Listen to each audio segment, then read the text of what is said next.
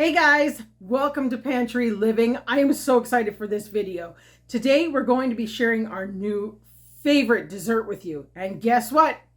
It's made with squash.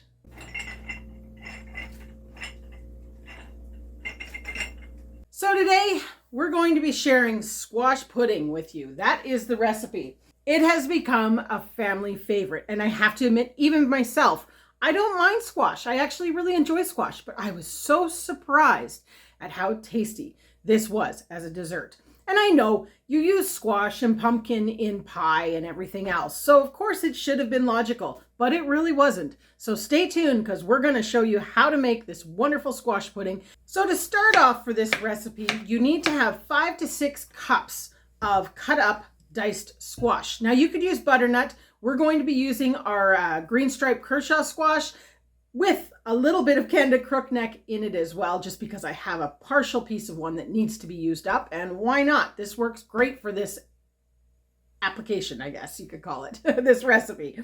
So cube it up, and we're going to put it in the steamer and steam it for probably about 25 to 30 minutes. You want it basically soft and mush so that we can then put it in the blender and add all the other ingredients. So the first step, of course, is going to be to peel and prep this squash.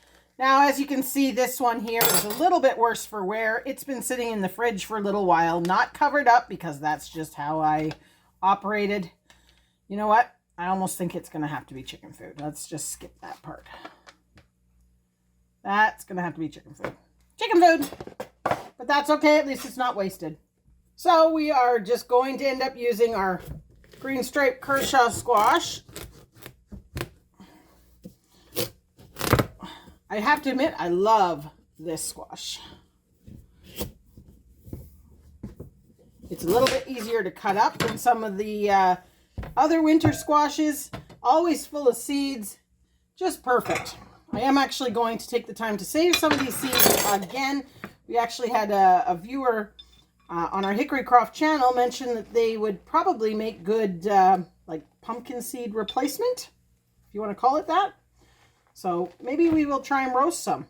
I'll look up a recipe for that. If anybody has one, be sure to share it, a link or whatever, in the comments below. All right, so we got all the innards out of there. I ended up having to go to a large plate because I couldn't fit it all on the little plate. We'll sort that out after. So now we're going to just scrape out some of this inside bit. Nice thing is it doesn't have to be perfect because you're going to puree it all up anyway. Save all that for chicken food.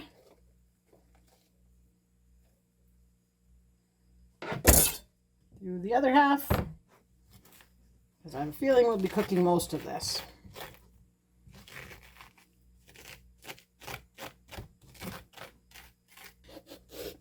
Now you could do this just roasting it in the oven too. Maybe I should have done that. Well, I already started peeling, so I guess we're going this way.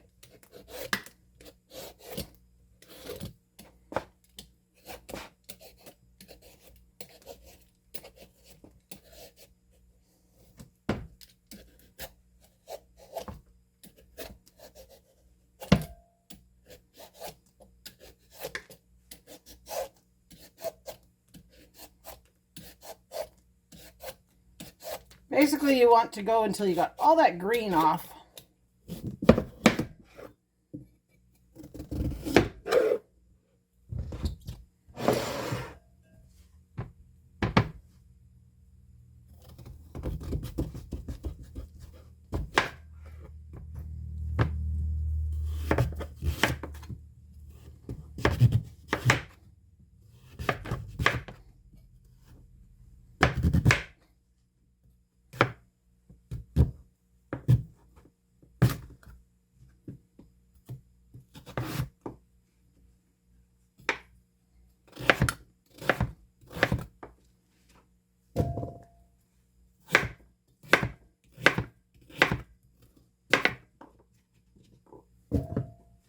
All right, so we've got it all cut up into cubes. I actually didn't even use half the squash. I used 3/4 of the 1/2. So that's pretty sweet. And I ended up with more than the 6 cups, but that's all right. It'll work. It's a pretty flexible recipe, to be honest, and it's all based really on personal taste. But now we're going to get this into our steamer on the oven and basically put it at a medium heat, probably about 30 minutes, and get that steamed up and nice and soft. And then we'll bring it back.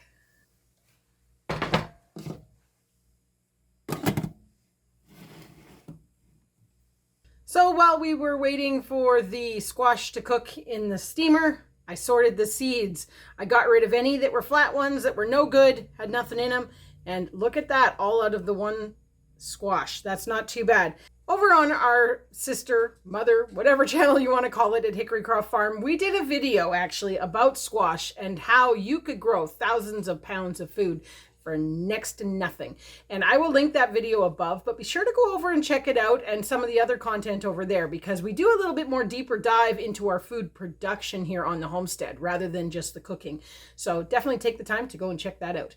But we're going to wait for our squash to steam, our seeds to dry, and I'm going to take a moment and then we'll be back to make up this pudding.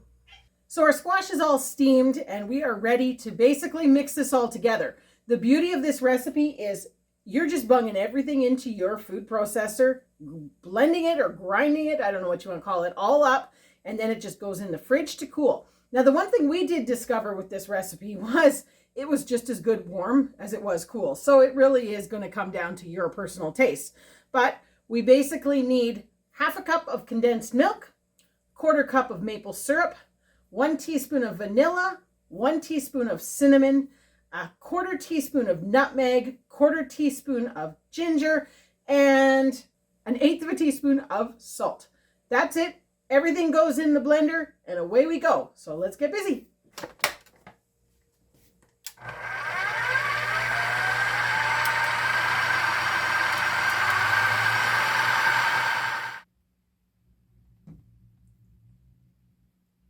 This basically makes 4 pretty decent portions.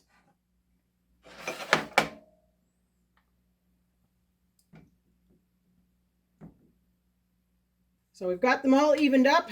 I did have a little taste test. It was really good already. And basically we're just taking some unsweetened chocolate and just grating it on top. Mostly it just looks pretty, but it does add a little bit of flavor. So you can take it and basically consume it at this point. You can add whipped cream or even some sliced pecans or almonds or anything like that. It really is, the world is your oyster, or whatever the saying is.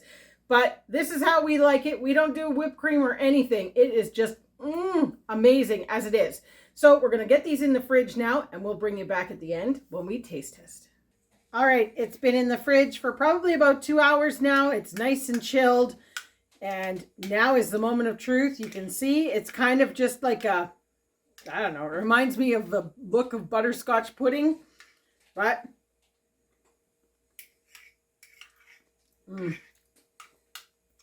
yeah, that's good. It's basically like pumpkin pie filling in a cup. I like it.